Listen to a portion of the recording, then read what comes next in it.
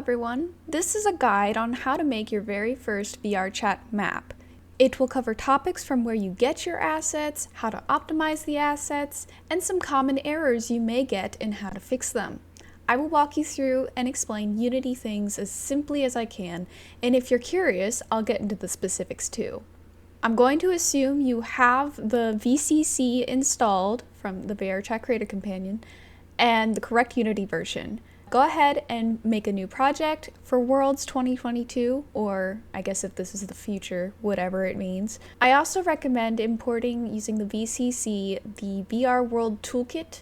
It is a very handy tool and will help us a lot later on. Now there are many places where you can get assets, but I'll be showing you some of the more popular places to look for. First off, we're going to start with Booth. This is Booth. You see I just typed in VRC World, and you can see tons of creators with prefabs, worlds, everything for relatively cheap price. This looks like the movie world for Popcorn Palace. Anyway, there are lots of pros and cons to things like these maps. One of the main ones is it's already pre-made for you, so you don't have to set up any extra optimization. Usually it's all done for you. They're really easy to edit as well. You could just drag and drop whatever prefabs you want or whatever textures you want into the map. You don't need Blender to really do anything here, at least you usually don't, because all the assets are already made for you and everything's done for you. The cons, though, is there can be a lot of errors when you start in your import because of conflicting things that the person may have used or not used, or maybe they include something in the project that's not supposed to be there, and then you get missing errors and all kinds of things. But that usually doesn't happen. It's just might happen, especially with like maps that use bakery. I don't know. I'm getting way ahead of myself. There also may be a chance that the maps here are outdated. Usually it'll tell you which version, if you click on it. Yeah, they have the overview here, and all kinds of stuff. Usually that'll come with, they'll have some warnings and instructions on how you import the project. Now another place to look is Gumroad, which is very similar to Booth, but has a different layout. It's super easy to look for maps. All you have to do is go to 3D, Vrchat, Worlds, and then either do all worlds, assets, whatever you want.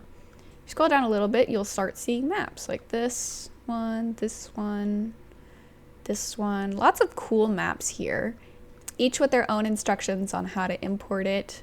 Also a lot of prefabs as well. And some models sneak in there every now and then. But if you just click on any one of these, they should tell you things you should import, things you should look out for, what it is it cross-compatible. Usually if a listing from either Booth or Gumroad doesn't have these in their bio, I would not buy them because it may not be safe, aka you might get scammed. A lot of the things that I said are the same pros and cons from Booth also apply to Gumroad.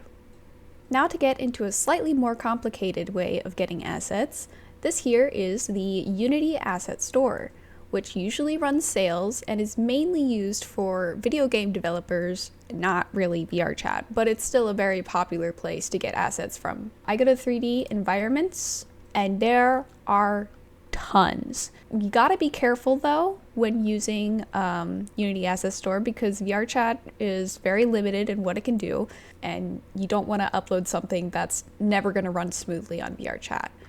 So the first thing to look out for is which render pipeline it uses. Don't get confused. It's okay. I'm here. Unity has 3 render pipelines. The standard rendered pipeline, the built-in one, which is what Vrchat uses. There's HD rendered pipeline, or HD URP. And they have another render pipeline that's URP. So HDRP and URP, those are very common things that you'll see. For example, if I click on this one, I can scroll down and it tells me the render pipeline compatibility. You see it's compatible with built-in, compatible with URP, and not compatible with HDRP. Basically, the shaders that you can use on the materials change with each URP. So built-in is just your normal standard shader, but these are very different.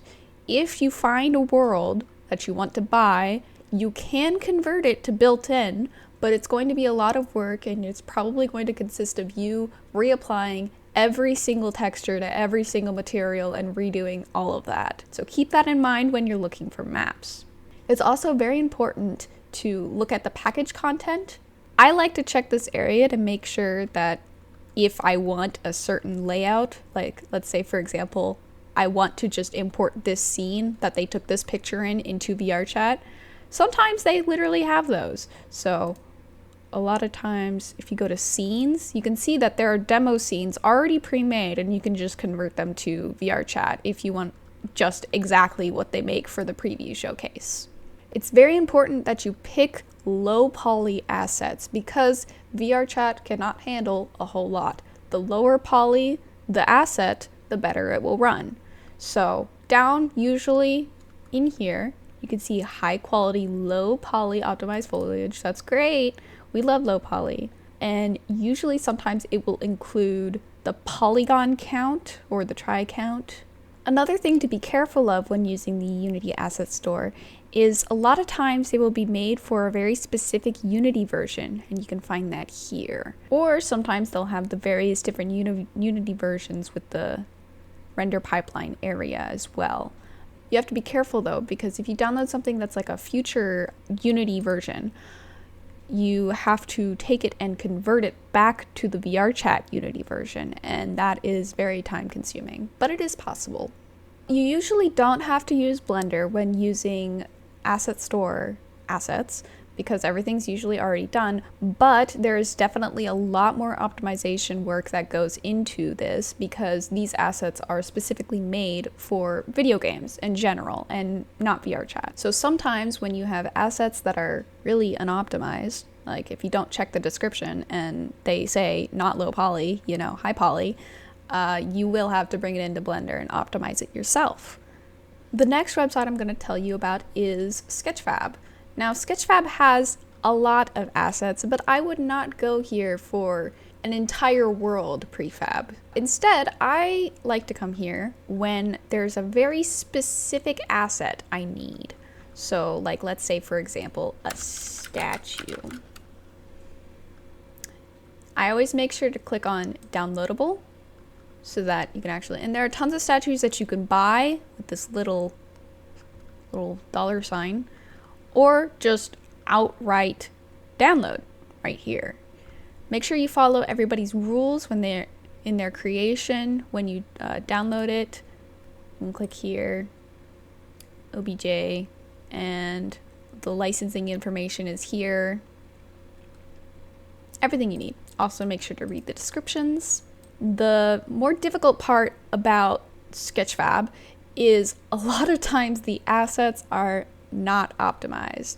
Down here you can see the triangle count, the vertice count, okay? And that's all fine. Triangles is what you're gonna wanna look for. I would not consider this low poly, it's medium poly, at least it's not 1,000,000. Just always keep that into consideration. I'm sure if I clicked on, 40, 123, it can really get up there. So this is what I'm talking about whenever optimizing assets like these, which you could do. You also don't know the material count unless something is specified, so that's also something you may need to optimize. I'm going to be making a little pond for myself in the sewers because I think that would be really nice. And I'm going to use this sewer pack because I already have it. Side topic, if you are looking at the Unreal Asset Store, it is possible to convert them over to Unity, but it is a lot of work, you need a lot of computer space, and overall it's just you redoing stuff all over again, so I don't recommend it, but it is possible if you're crazy enough. I will not be doing that. I will not be teaching you. Don't ask.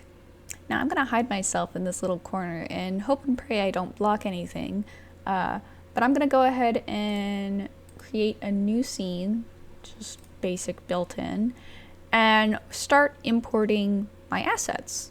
So specifically with Unity Asset Store, you can do this, but They've changed it to now do everything through the package manager, which is window asset management or package manager. Yeah. I have a lot. I've been doing this for a while, so I have a lot. But I want my sewer, and you will probably have to go to packages, my assets, and not Unity registry, and import it via this. Once you have it imported into your project, you can go find the file for it. Usually the Unity store assets have pipelines, the various different pipelines in here. You can see built-in post-processing, HDRP, and URP. We want just the basic built-in. So if you double click the built-in one, it'll load and import everything that is related to the built-in shaders and all of that. So make sure you remember that when you're clicking on things. See?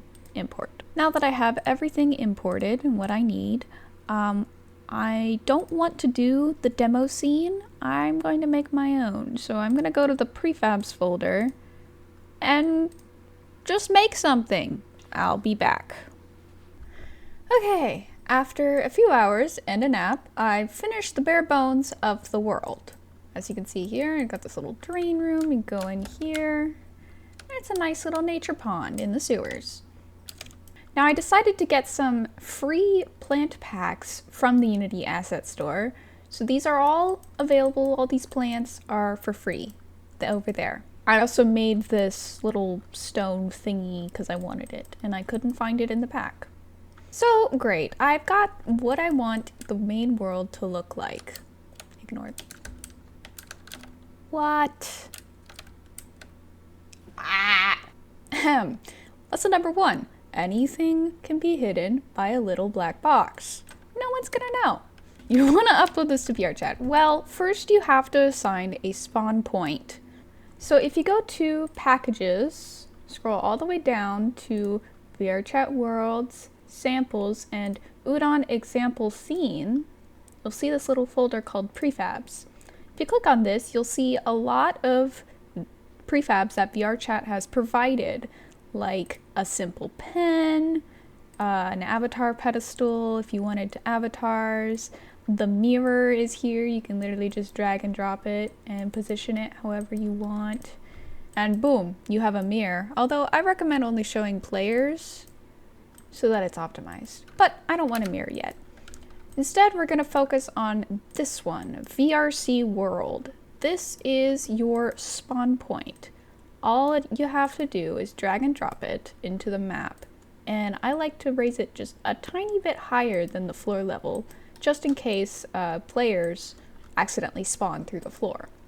All of these scenes here, all of these settings, you don't really need to worry about. It's very important that you put this game object here as close to 0, 0, or the center of the Unity scene, as possible, because the farther away it is, the more likely you're going to get visual glitches on Quest and sometimes desktop. These glitches can look like flashing game objects, or screen shaking, or just outright lag. Now in this thing, you can dedicate how many spawns you want someone to spawn into a map, if you want it to be random first, a reference camera, except you don't really need to worry about that. The main one though is the respawn height. Now if you have this game object, let's say the entire map itself, down past that limit here, you can see the limit. When the player spawns into the map, they are just going to constantly respawn. Because they're under the limit, it's going to be this big loop. So if you have that problem, you can just increase the number here to a bit lower than what you have. You can also forbid user portals to make users not able to spawn portals. Respawn, destroy it. Don't worry about this. Don't worry about that. This is where your blueprint ID will be after you upload, so you can copy and paste it right here, or paste a new world ID into this. Now this area is pretty important, I guess this one too. This is your movement speed for every single player in the map. Now, I usually increase all of these numbers by 2 because I feel as if the default, that's not 6, I feel as if the default number here is really slow. But that is just me personally. You can adjust these to whatever you want, and also eventually down the road even have a customizable slider so that you can adjust in the map what your speed is. You can disable avatar scaling, you can enforce a certain height, you can set the maximum and minimum. You can just leave these settings as is, it's not going to affect you. So now that you have your spawn point in, let's just upload. Go to the Vrchat SDK, show control panel, and sign into your Vrchat account. If you're using a Quest account, you are going to need to link it to your PC account or make a PC account and link them. You can't upload just off of Quest. Now that you've logged in, it'll bring you to the Builder tab. Now here you could say your map name, which I'm just going to call it my pond. You can set the maximum capacity of players and the recommended capacity. You can select various content warnings if needed. And you can also set tags, like hashtags for your world for people to find it better. Here's your description. Just a little pond for me. Smiley face. Here, you could select either an image or you could capture it in the scene. For now, I'm just gonna capture it in the scene. Yeah, that looks fine. Down here, you'll see build and publish your world online. You can also build and test your world, build and reload your world, reload your last build, or test your last build. This is all just, do you want to upload the map? Do you not want to upload map but test it in Vrchat? Do you want to upload the map and also refresh it? Do you want to go back to the last build you had and upload it? Or do you want to test your last one and see what it was? It's going to do build and publish your world online. This does not actually publish it online. It's a private map. It's not uploaded to the community labs. So here you can see different platforms: Windows, Androids, and iOS. I'm going to stick to Windows for now. Eventually we will upload to Quest. But I think during this time, this menu is experimental, and one time I had uploaded a map with both Windows and Android checked, which is supposed to work because it's supposed to upload both of them at the same time with one button press. But for me, it just kind of cycled them indefinitely, and I had about 140 something iterations of the same map being uploaded overnight. So, individual is fine with me. Anyway, build and publish, and it'll probably bring up something like this. This is just saving it as a scene so you can open it later, so name it something you would remember. And now we wait. You can find the world if you go to My Projects and My World at the top, and then you can just make a new instance like anything otherwise. Let's see how bad this is. 228 megabytes. Oh, nah. This is not okay. There are plants flashing in and out. It's an absurd megabyte range. The shading is very wonky. Overall, I would not consider this a good map. Let's fix that. The first thing we can do to help reduce some of that megabyte size is reduce the texture size. Automatically, if you go to your pack, usually they have a textures folder, and you click on one of these textures. You can see over here, we have the max size 248 and crunch compression. These are the two things you're gonna need. So what I recommend is you select every single texture. You can select multiple folders at the same time, and I'm just gonna do one at a time, each one of these, and change all of these to 512 and check mark crunch compression. You can adjust this to whatever you need, but I promise you it's not really going to affect what it looks like. So then you just press apply, wait for it to do its magic, do that to literally every single one, to varying degrees on what you need. Now that we've gone through and reduced all the textures, as you look around, it may seem a little fuzzy in certain areas, but overall, nothing should really change of the looks of your map. Just to test, I'm going to go ahead and upload the map just to see how many megabytes we cut off just by doing that. All done.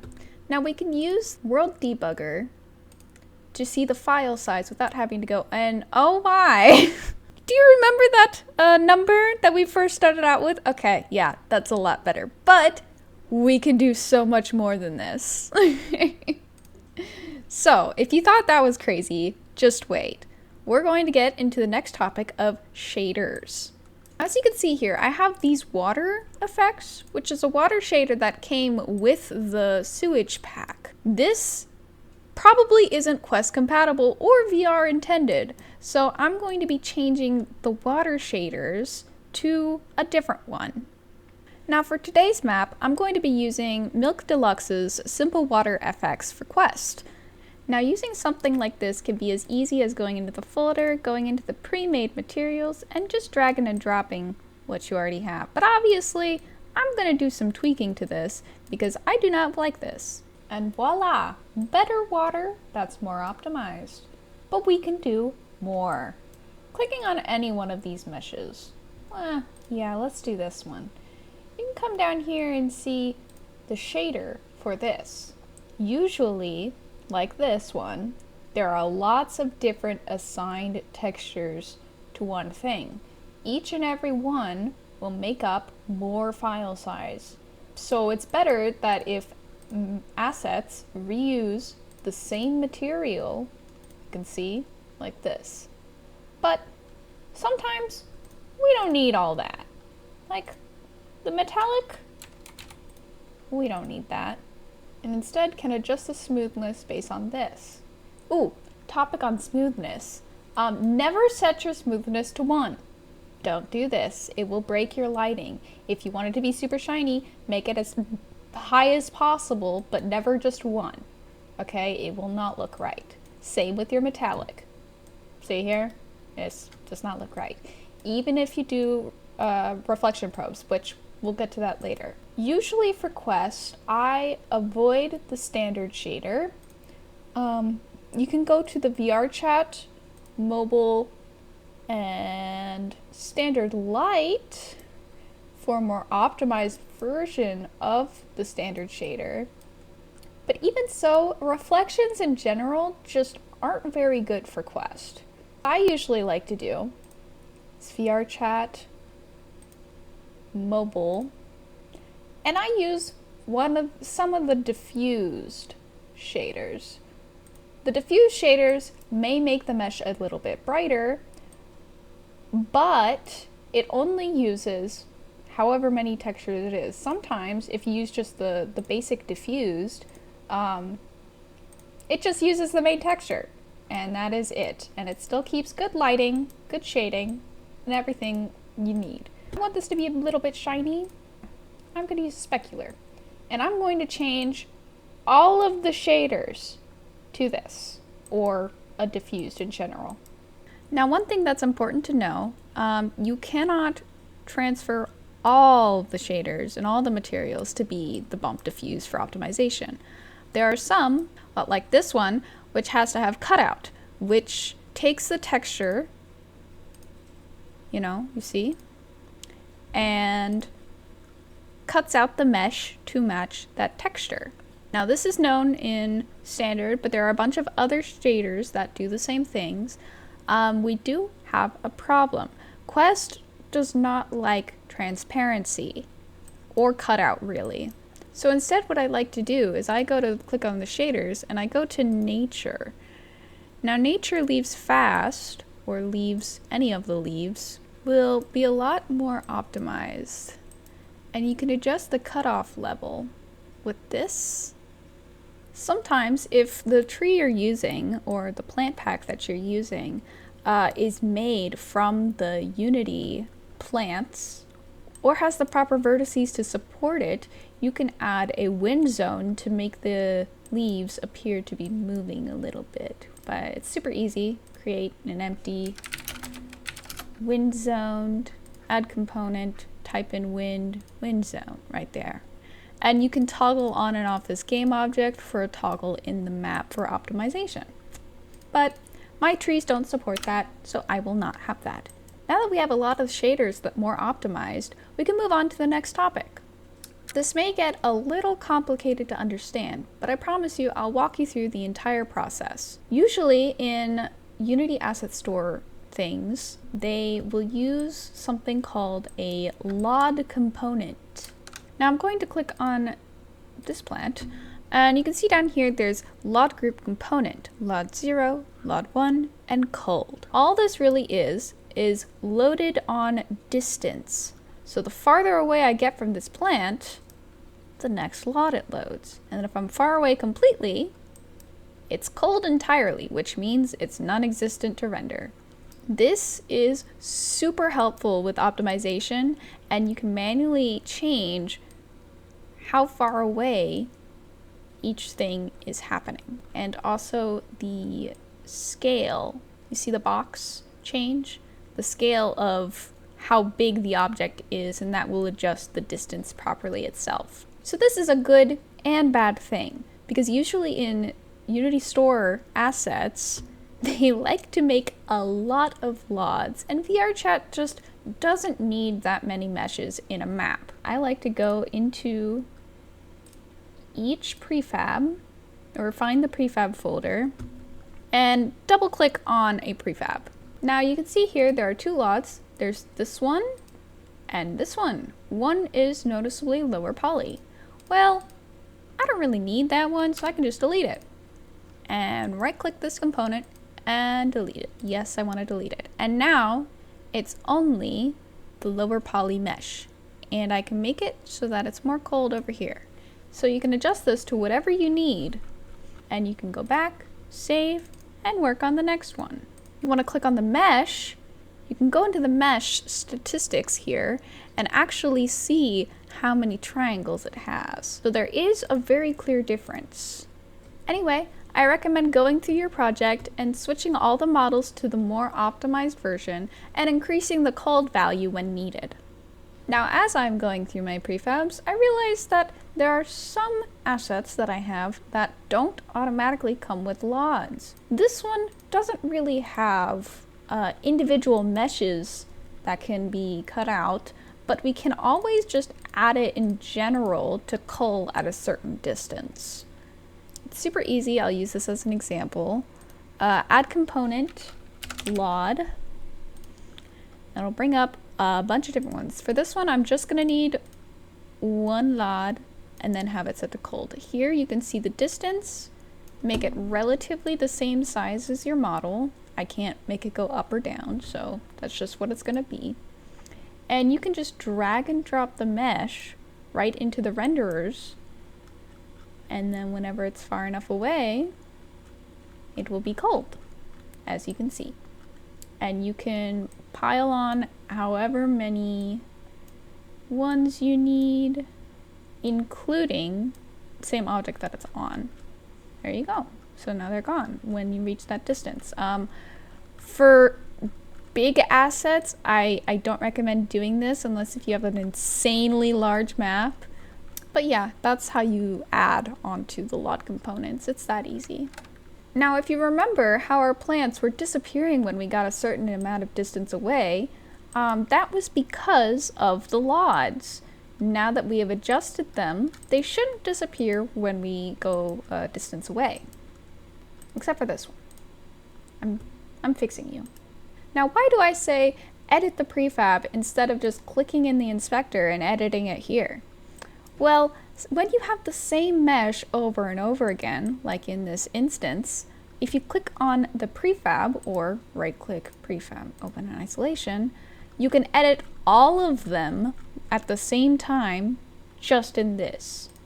If you have edited this prefab in any kind of way, it will not synchronize with the rest of the meshes in the same place.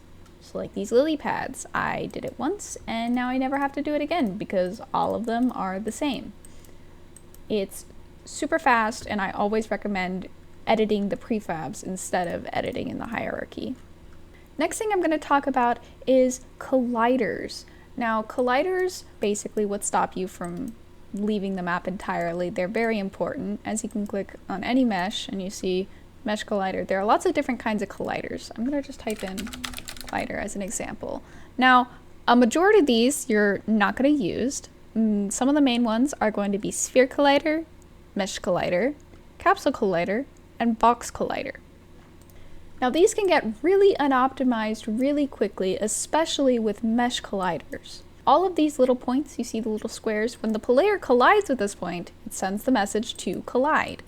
So if you have a lot of points, then it can get pretty performance heavy. And there's a lot of calculation going on for the game. It's better to either mark as convex, which basically just simplifies the collision angles. This may or may not cause collision issues in the future. It really depends on how you set up the mesh or how the mesh is exactly. I always recommend removing it and just using box colliders.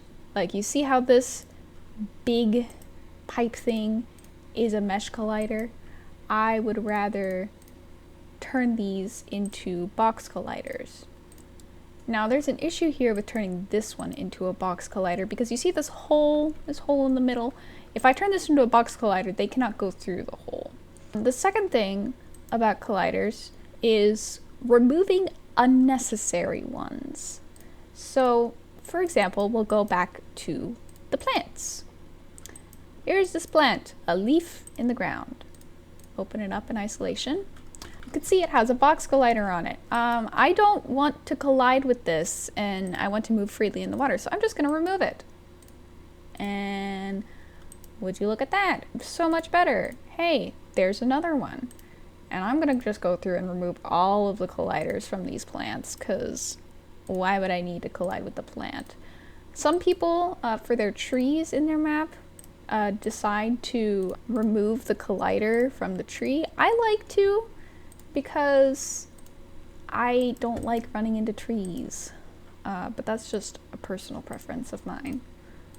You should always try to use box colliders as much as you can, or sphere colliders, or capsule colliders, even though they're a bit more costly, because box colliders are the most optimized collider you can get. Sometimes I just make cubes and scale the cubes and then remove the mesh filters and everything, so it leaves only the collider of the cube, and I'll just leave that as a prefab and it'll be so much nicer than anything else. I also usually do this when I'm working on the LODS. There's a lot that I do when working on the LODS. You can multitask things.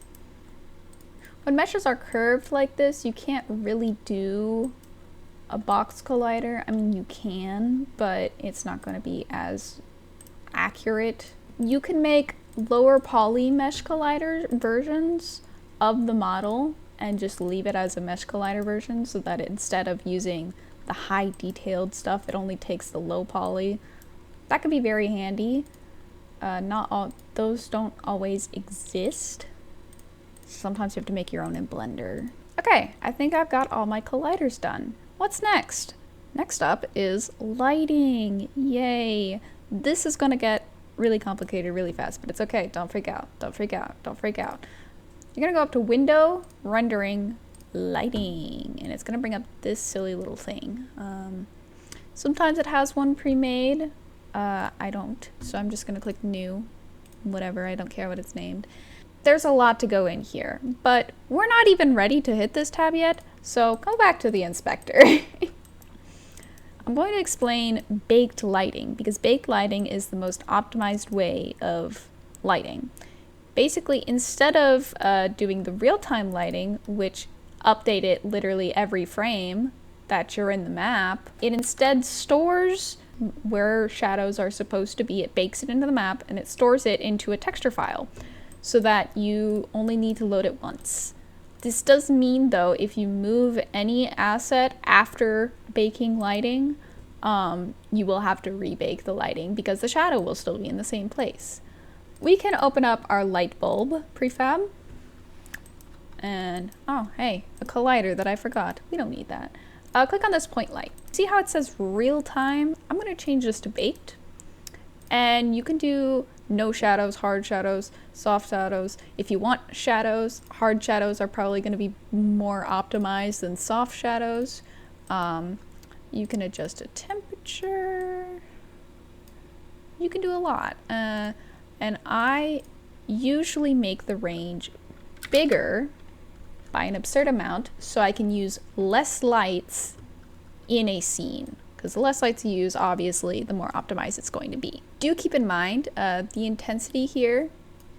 I usually leave it relatively low, and it is also more optimized to have no shadows, obviously. So since we edited the prefab, every single one will be the same. Wow! Now that we've adjusted the lights for everything, we need to make sure that the meshes are okay with us using baked lighting. I'm gonna go into here and find the models for, here we go, the cattail models.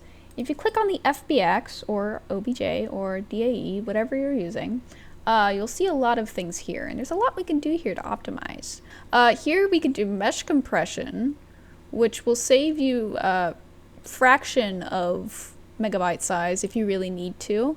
But really what we're going to look at is generate lightmap UVs. Now lightmaps are basically, hey, I baked the light, this is the map, okay? So if you click it and press apply, there you go. It's going to be ready to use light maps or the baked lighting that is there. So I'm going to select literally everything and checkmark that. Because if you don't checkmark this, the shadows are not going to be properly calculated. Okay, now that I've checkmarked every single asset to generate lightmap UVs, I have to make sure the ones in my scene are ready for light maps. So I'm going to tell you about static and non-static objects. I'm going to open up the prefabs so we can adjust all of them at the same time. You can see here there's a button up here called static. Now, yes, I want to change to children, which means it'll affect all of these. And if you open this up, you'll see a lot of different settings. There's reflection probe, there's occludee, occluder, which we'll talk about later. And here you see the batching static. If we keep this checkmarked, the object that is checkmarked will stay stationary in the map forever. You want batching static on for objects that do not move around. So don't checkmark this for your pickups. Don't checkmark this for any animated things. Just leave it off. But for everything that's stationary and never will move, click it on. This is very important for baked lighting. We're going to be coming back around to this area for the Occluder and Occludee, so make sure you fully watch through this part before we get to that part, or you can jump ahead to that part and come back here, because this will save you a lot of time. Everything should be marked correctly now. Now we're going to get to the most important light in the entire map. The directional light that usually comes with the same thing. If not, you can just go right click, add directional light. Now, a directional light is very different from, like, let's say a point light, because this light affects the entire map. This is also how people with the procedural skyboxes do the day-night cycles. They just rotate this thingy. This main light source, you don't have to have. You can just solely rely on these lights. I know it looks a bit different, but that's because we haven't baked the map yet, so it hasn't updated where the shadows should be. I recommend doing this for interior maps, but if you have exterior maps where you still want the daytime and you have inside things with the meshes popping out, I recommend creating a box, which is just a cube around the entire map. This will prevent any shadows from appearing where we don't want them to be, like leaving the interior places as interior. You can also adjust the color so it's like a more nighttime feel, more daytime feel. You do temperature mode. You can, if you turn this to no shadows, that will heavily improve your map's optimization because that's a lot of shadows. You can turn this to a baked light, but I don't recommend it because that means that the player shadow when walking around the map won't be visible. So I usually keep this as the only real-time light in the entire map just because of the shadows. And then I have a toggle in the map for one that doesn't have shadows, so it's more optimized. We'll get to that later though. I think for this map, I don't need one because it's all interior and I want to rely on these as my main light source. If the map is too dark, I can always turn it back on. Just make the rotation straight down and make the intensity a lot less. And obviously turn this to hard shadows so that it's more optimized. You can easily adjust the light level of your map with that. But for now, I don't want it. Now we can get to, finally, the lighting tab. Yay! First off, real time, don't want it. Don't like it. Stinky. Mixed lighting, don't really like it, but we are going to change shadow mask to baked in direct so that we tell it, hey, I want everything to render as baked, not shadow mask or subtractive. And we want to checkmark baked global illumination so that we can bake it and have the really optimized lighting. Now we have all of these settings, which are a lot of numbers and are probably going to be really confusing. First off, progressive updates. Literally all this is it prioritizes what you are looking at. So I'm going to checkmark that. Important sampling, it just might make certain areas faster or might make things better. It can produce more noisy results if you have it off. So I usually keep that on. The direct samples, indirect samples, environment samples, don't need to worry about any of these. Don't need to worry about light probe sample. What you really want to look at though is max bounces. Now this basically means when it's baking, how many times does it bounce off an object to reflect the light? The more times it does this, the higher times the file size, and honestly, it's pretty unnecessary. So I make this 0, and voila, I've already minimized it by an immense amount because it's only doing it once, and then that's it. Then the Lightmap Resolution. Here, well, this is better to explain. If you go up here and you go to Baked Lightmap, you'll see the map will change into a bunch of these little grids. This view is really handy for visualizing this stuff. When I make this number smaller, you see the grids become bigger. And if I make it even smaller, the grids become even bigger, just overall the entire map. Now, the smaller this number is, the more optimized your file size is going to be, but the less realistic and more accurate your lights are going to be. So usually a comfortable number for me is 5. You can, however, manually click on a mesh, go into the light mapping tab if you have it checked marked as contribute GI, and you can manually scale this yourself.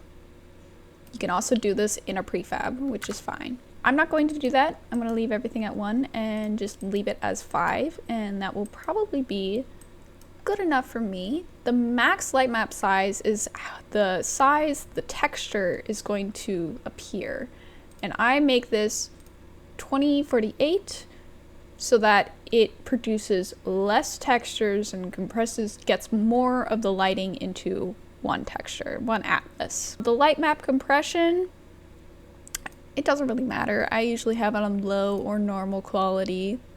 We have not gotten to this one yet, but we will later. Don't worry about these. Light map parameters doesn't really matter either.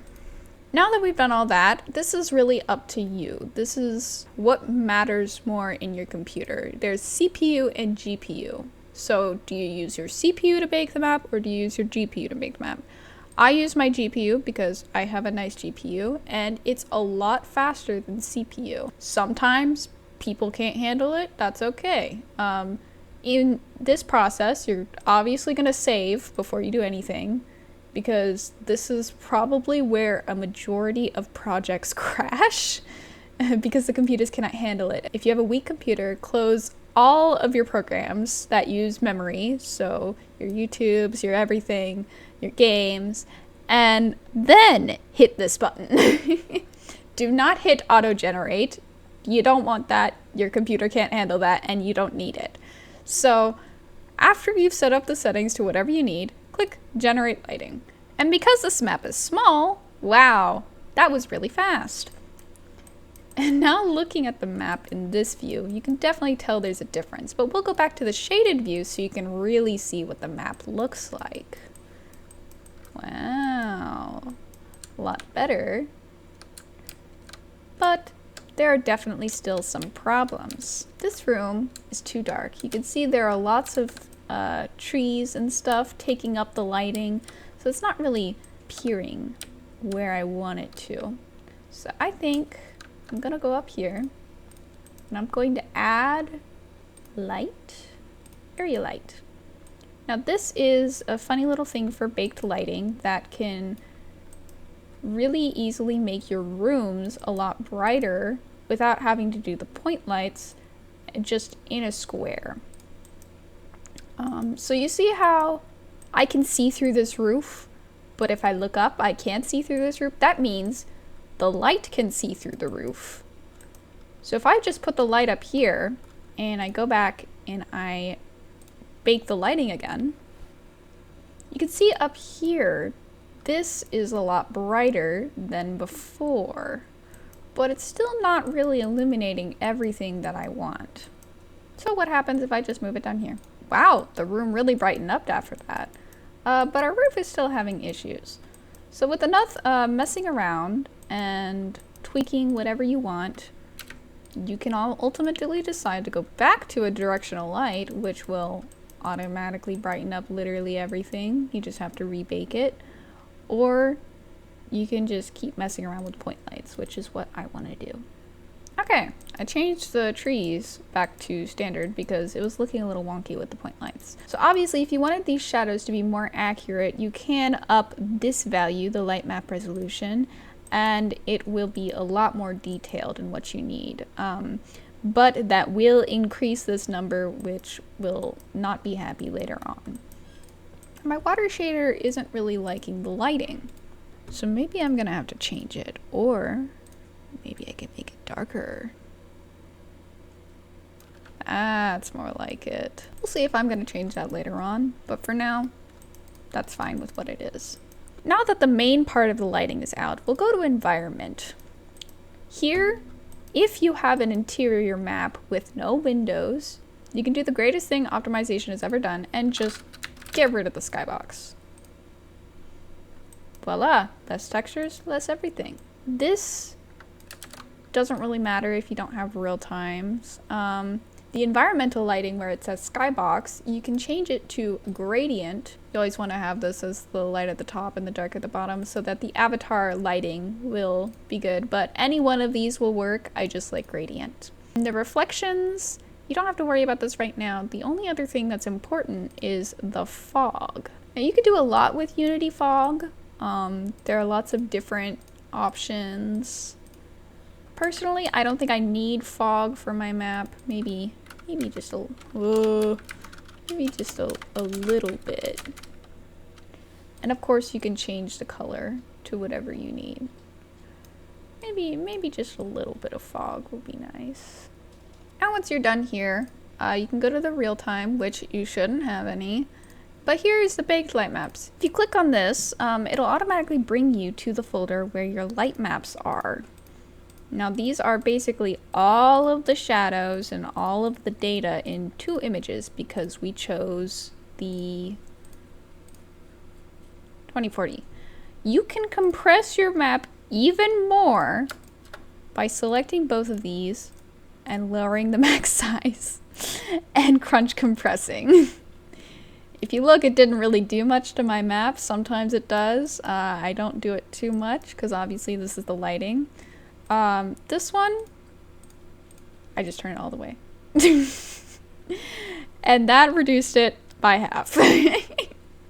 Sometimes when you're doing like lots of big terrains, you'll have light maps that are just pure black or pure white. You could just set those all the way down. I set those to like 32 because it's just the terrain. Now, another topic that goes along with the static lighting and everything like that, sometimes it'll say, hey, this renderer uses static batching and instance shaders.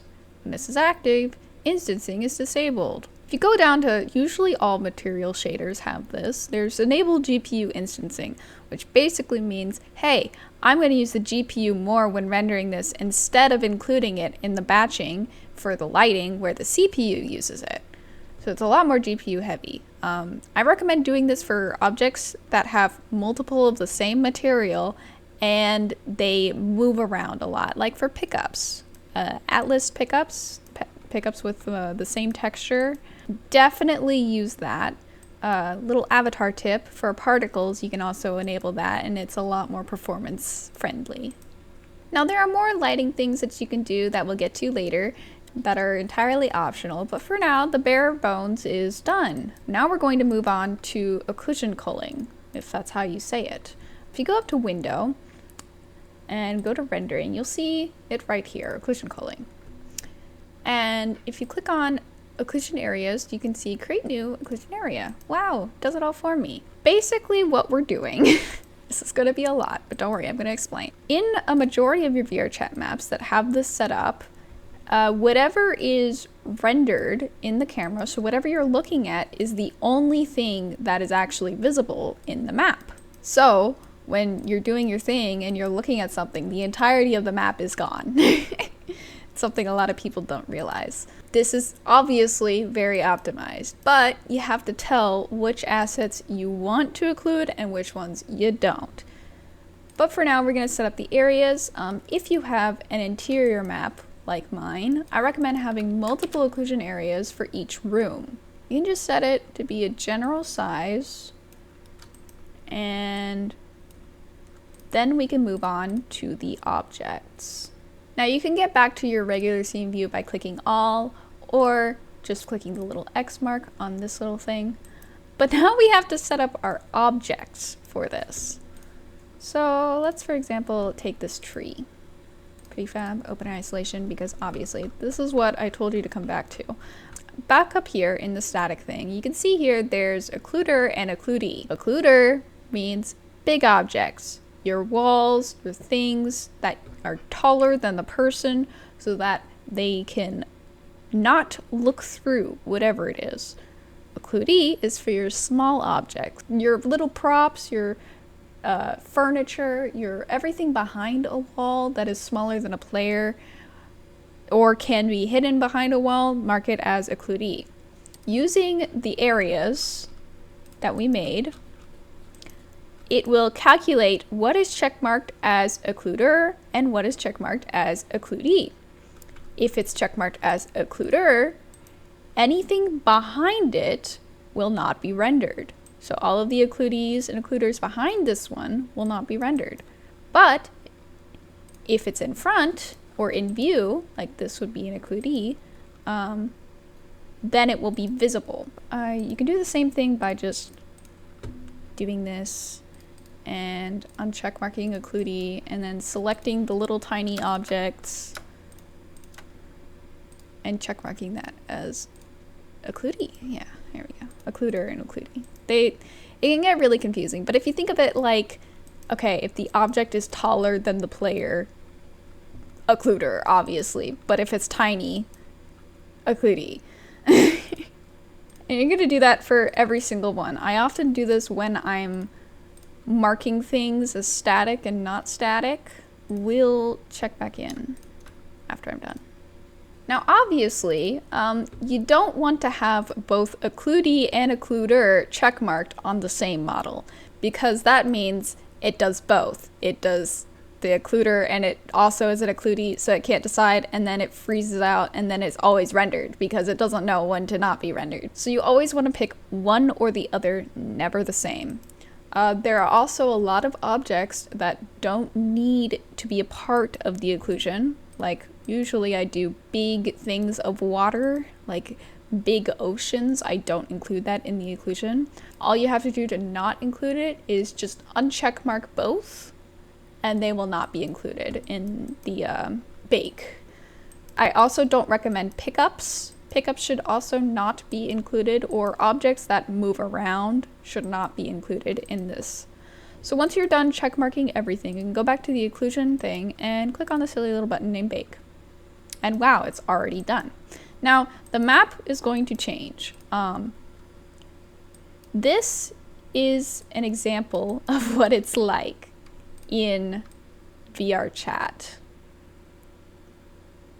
You can see the map updating here. I'll turn this off. You can see the map is literally disappearing before our eyes, and if we're in a different room, it's just not going to show. This is where it comes to the controversial opinion of Vrchat maps. Should the assets be one big thing, or should the assets be cut up for optimization? Personally, I cut them up so that I can use occlusion culling, which is a lot better, and it means it can be updated more regularly per wall. Okay, so like these are all different walls, so that if one is out of view, it can be turned off. If this entire thing were the same wall, then it would always be rendered until then.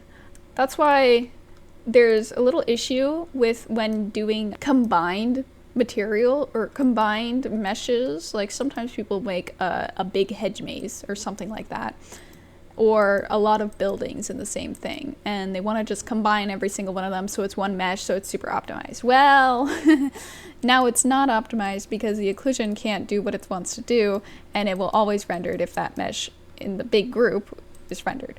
I keep things smaller. Yes, one big mesh would optimize it in theory, but it's going to make it up in the light map size. It's going to be severe in that department.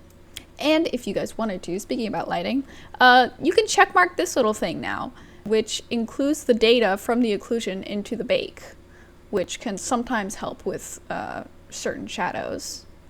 And now that you're done, you can just upload the map and be done with it. But obviously there are a couple more things that can be added just for a little spice if you want it. Next thing we're going to do, it's going to be slightly unoptimized, but that's okay. Go to Light, and we're going to do Reflection Probe. Now these things make your reflections in your map look a lot nicer. You really don't need to change anything here. Shadow distance, all of that. All you need to do is worry about these two buttons, the bounds and the position. Now the same thing with Occlusion Zones is you should really make this as big as each individual room. If you have a big map, you can make it like as big as a town, and that will be good enough for what it is. Next thing is the probe origin. You see this little sphere right here. Okay, this is basically the sun.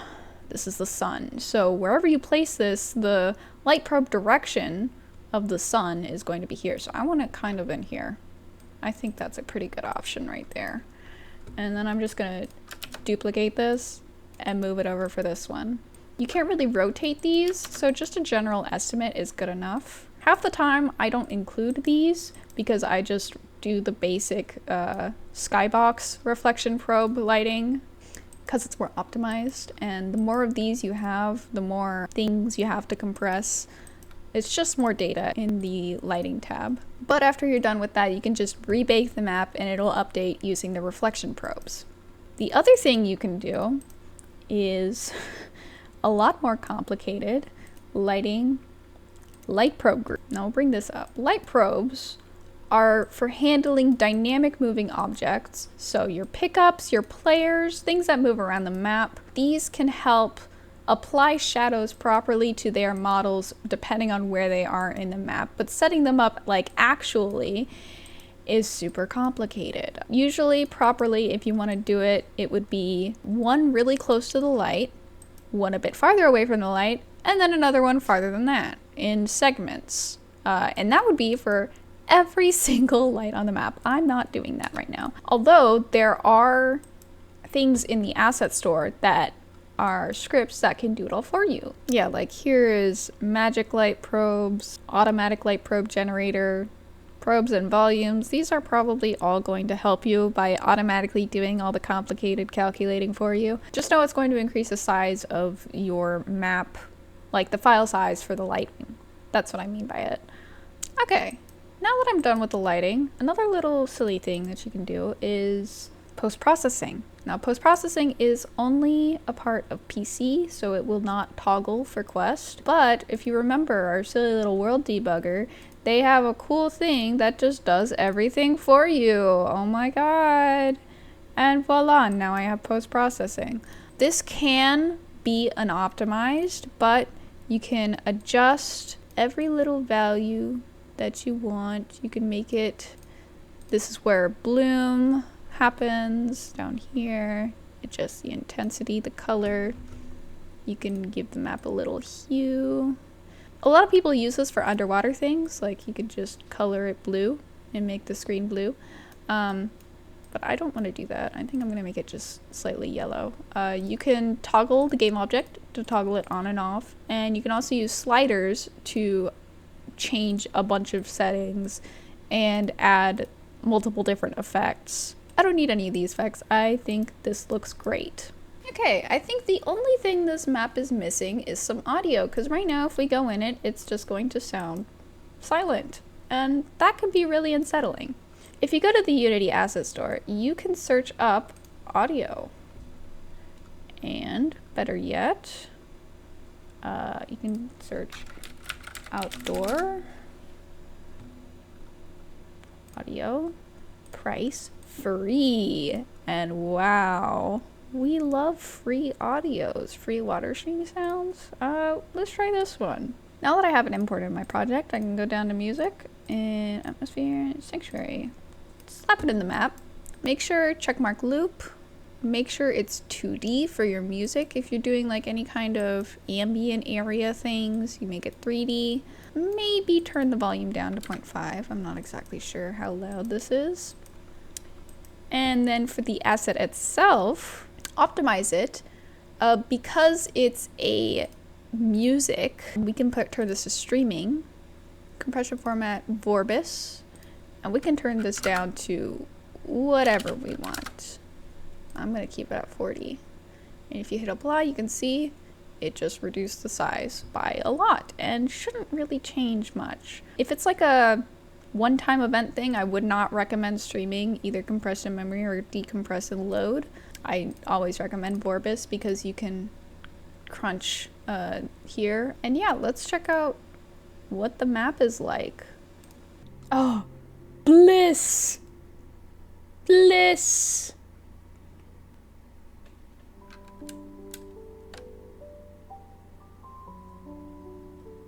Oh, this is nice. Now, if you look at my avatar, I have a little bit of a problem. It's very dark when the world is very bright. Don't worry though, easy fix. This is because I don't have light probes in my scene and I don't have a directional light in my scene. Back to Unity. Here we can go into the lighting tab, the environment, and adjust these settings to be a lot brighter than they were. Also, I will cover uploading to Quest. You have to make sure you have the Unity version, also downloaded the Android, and you can check that by build settings, and you see here there will be an Android somewhere in here, and make sure it's just here so that you can switch the platform. Don't worry about doing that. Just know that you need this installed if you want to upload to Quest, which it's still really simple. You just go to the control panel, swap over to Android, wait, and then upload again. Or if you want to risk the infinite loop, just checkmark both of them and hit build and publish. And there we go. I now look like I actually fit in this world. If you're wondering now, you can click out the video. You've learned a lot, and I'm sure it was very scary, but I hope that I made it less intimidating and easy for you to understand. I'm going to now talk about some errors that may pop up in your thing while you're just doing your model work.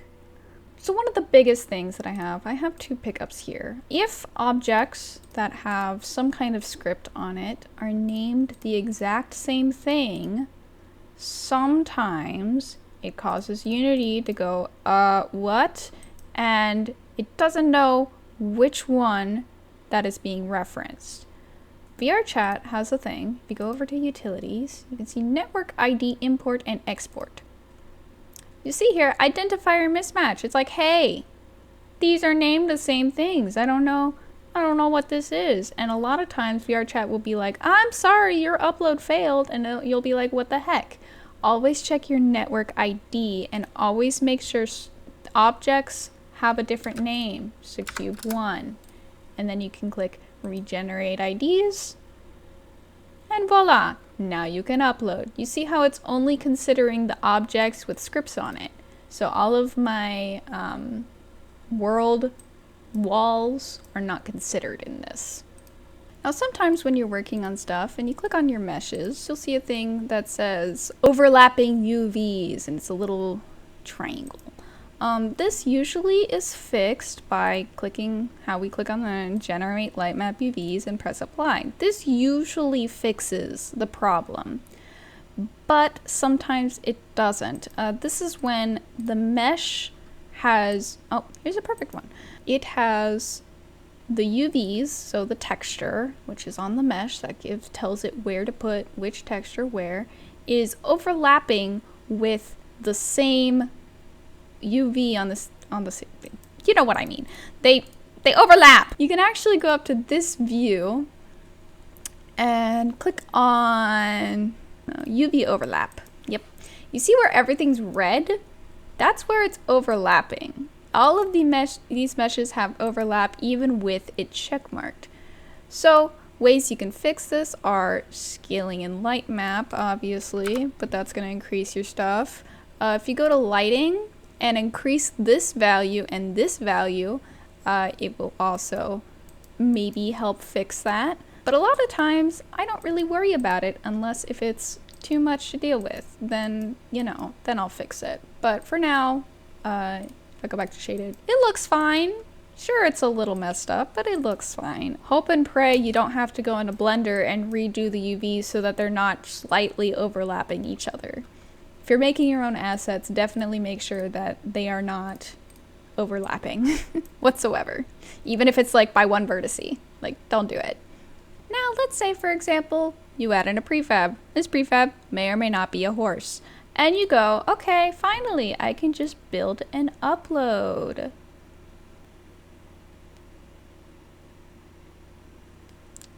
What? How are you? Okay, it's not supposed to do that. It's supposed to be like, hey, no, you can't upload that. It's broken. Because if you click on the system, whoa, what's this? Monoscript. I forgot to import something that I was supposed to import before this, and as a result, everything is broken.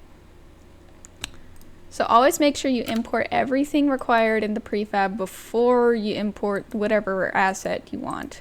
Your console is a great debugger. Yeah, error while saving prefab, all of this, and it usually tells you where the directory is for issues. So if you ever see the big red things and it says error and then this, I usually copy and paste this and put it into Google and hope and pray it helps me. And usually some Redditor has the solution, and it's relatively easy. Always make sure, check this, broken shaders can appear here and do that.